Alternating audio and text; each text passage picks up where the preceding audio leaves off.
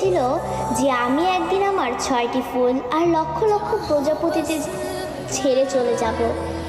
এমন একটা দিন আসবে যেদিন আর্মিদের মাঝে সকালে ঘুম থেকে উঠে আর্মিরা ফোন হাতে নিয়ে মনে পড়বে যে আজ বিটিএসদের লাস্ট কনসার্ট বা আজ তাদের ডিসব্যান্ড হওয়ার দিন। আর্মিরা আমাদের 7 রাজাকে হারাবো। সত্যি তো, বিটিএসরা আমাদের ছেড়ে চলে যাবে।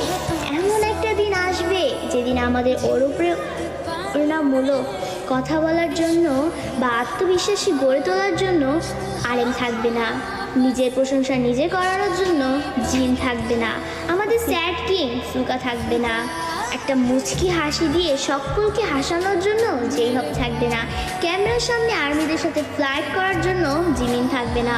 হয়তো এমন একটা দিন আসবে যেদিন আর্মিদের পাগলামো করে হাসানোর জন্য তেইয়াং থাকবে না। হয়তো সেদিন এমনও হতে পারে বানি ইসমাইল দিয়ে র্যাপ মনস্টার বলার জন্য জাঙ্কুক থাকবে না। সেদিন হয়তো বা বিটিএস নামক ওই ব্যান্ডটা থাকবে না। হয়তো তাদের আর কোনো গান অ্যালবাম রিলিজ হবে না। আমরা হয়তো বা আমাদের 7 রাজাকে আর কোনোদিনও ফিরে পাবো না।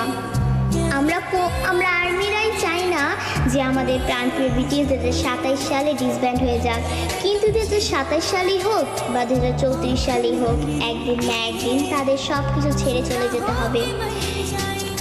ডোরেমনও তো রোবট হয়েও সারা জীবন নোবিতার কাছে থাকতে পারেনি, তবে বিটিএস মেম্বারও তো মানুষ, তারা কিভাবে পারবে আমাদের সাথে সারা জীবন থাকতে?